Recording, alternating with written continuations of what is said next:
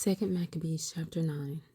About that time Antiochus came with dishonor out of the country of Persia, for he had entered the city called Persepolis, and went about to rob the temple and to hold the city, whereupon the multitude, running to defend themselves with their weapons, put them to flight. And so it happened that Antiochus, being put to flight of the inhabitants, returned with shame.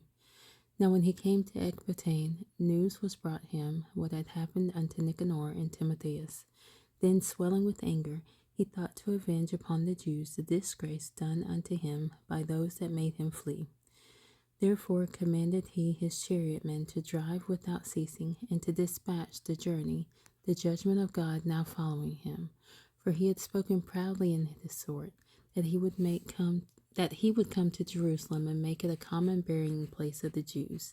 But the Lord Almighty, the God of Israel, smote him with an incurable and invisible plague. Or as soon as he had spoken these words, a pain of the bowels that was remediless came upon him, and sore torments of the inner parts, and that most justly, for he had tormented other men's bowels with many and strange torments. Howbeit he nothing at all ceased from his bragging, but still was filled with pride, breathing out fire in his rage against the Jews, and commanding to haste the journey. But it came to pass that he fell down from his chariot, carried violently, so that having a sore fall, all the members of his body were much pained. And thus he that a little afore thought he might command the waves of the sea, so proud was he beyond the condition of man, and weigh the high mountains in a balance, was now cast on the ground and carried in a horse litter, showing forth into all the manifest power of God. So that the worms rose up out of the body of this wicked man, and whilst he lived in sorrow and pain, his flesh fell away, and the filthiness of his smell was noisome to all his army. And the man that thought a little afore he could reach to the stars of heaven, no man could endure to carry for his intolerable stink. Here therefore, being plagued, he began to leave off his great pride, and to come to the knowledge of himself by the scourge of God, his pain increasing every moment. And when he himself could not abide his own smell, he said these words: It is meet to be subject unto God, and that a man that is mortal should not proudly think of himself if he were God. This wicked person vowed also unto the Lord, who now no more would have mercy upon him, saying thus, that the holy city, to the which he was going in haste to lay it even with the ground, and to make it a common burying place, he would set at liberty.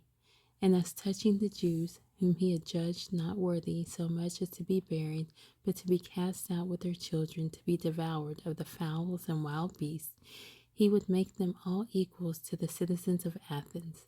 And the holy temple, which before he had spoiled, he would garnish with goodly gifts, and restore all the holy vessels with many more, and out of his own revenue defray the charges belonging to the sacrifices. Yea, and that also he would become a Jew himself, and go through all the world that was inhabited, and declare the power of God.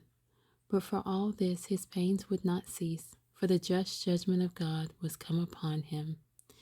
Therefore, despairing of his health, he wrote unto the Jews the letter underwritten, containing the form of a supplication, after this manner: Antiochus, king and governor, to the good Jews, his citizens, wisheth much joy, health, and prosperity. If ye and your children fare well, and your affairs be to your contentment, I give very great thanks to God, having my hope in heaven. As for me, I was weak, or else I would have remembered kindly your honor and goodwill returning out of Persia, and being taken with a grievous disease, I thought it necessary to care for the common safety of all, not distrusting mine health, but having great hope to escape this sickness.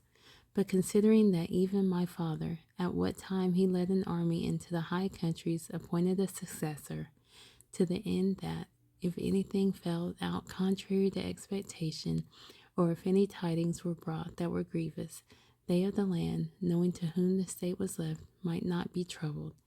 Again, considering how the princes that are borderers and neighbors unto my kingdom wait for opportunities, and expect what shall be the event, I have appointed my son Antiochus king, whom I often committed and commended unto many of you, when I went up into the high provinces, to whom I have written as followeth. Therefore I pray and request you to remember the benefits that I have done unto you generally, and in special, and that every man will be still faithful to me and my son. For I am persuaded that he, understanding my mind will favorably and graciously yield to your desires. Thus the murderer and blasphemer, having suffered most grievously, as he entreated other men, so died he a miserable death in a strange country in the mountains. And Philip, that was brought up with him, carried away his body, who also, fearing the son of Antiochus, went into Egypt to Ptolemais Philometor,